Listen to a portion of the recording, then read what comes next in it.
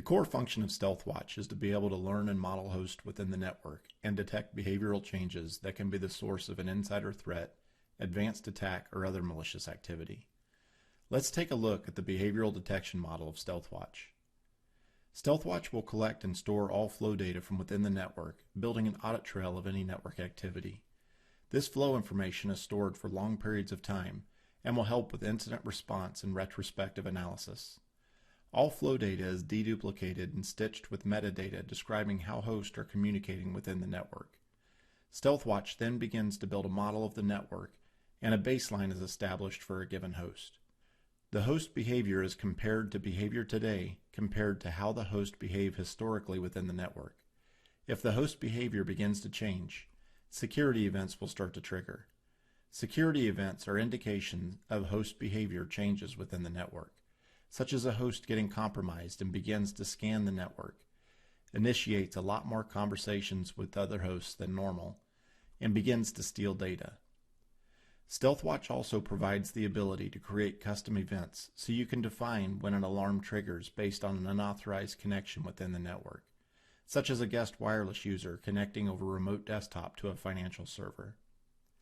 As security events are detected, points are being assigned to one or more alarm categories to build a reputation score of suspicious behavior. The concern index is a method to identify which host is the most suspicious and displays the host in a stacked rank order of the greatest threat to the least.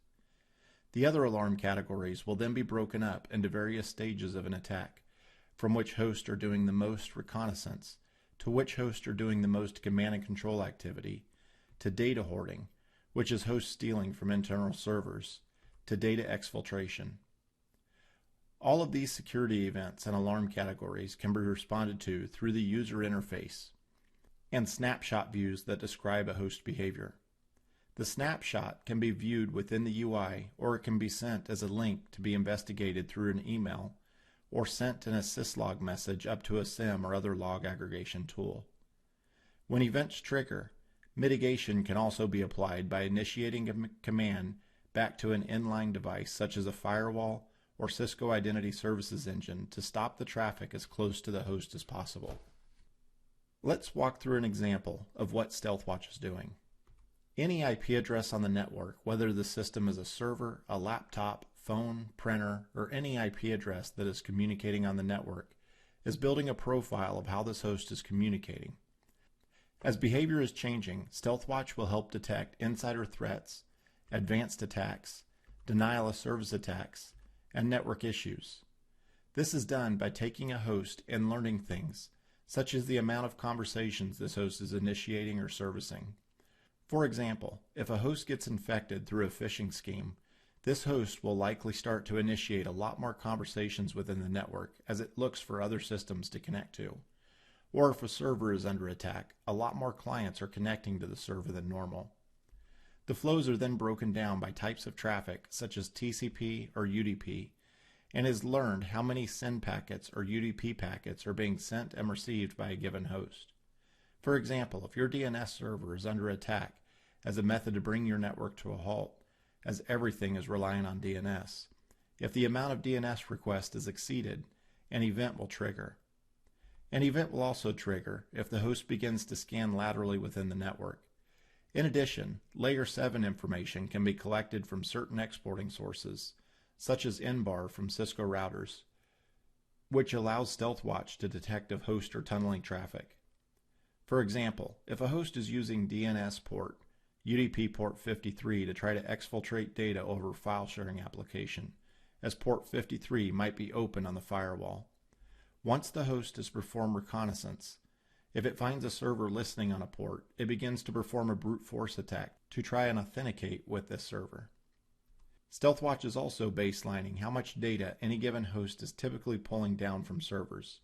If the amount of data changes, a data hoarding event will trigger, letting you know a host is potentially stealing data from within the network.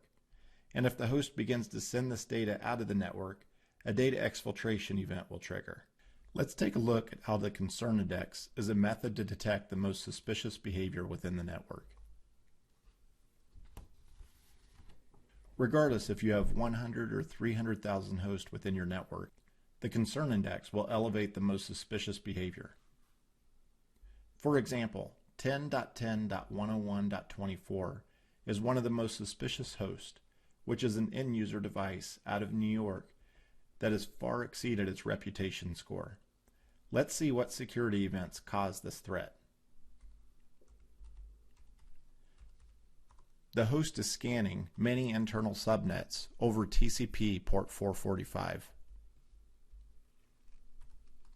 Flipping to the Identity tab, we see that Aaron is logged into the system from a Windows 7 workstation and is physically plugged in to Gig Ethernet 3/5 on core switch 172.16.16.1. In summary, StealthWatch will collect all flow data from within the network and store this information for incident response. Without any additional configuration, this system will automatically begin to build a model of how hosts behave within the network and begin to generate events when the behavior changes, and prioritize these events with reputation scoring through different stages of the attack.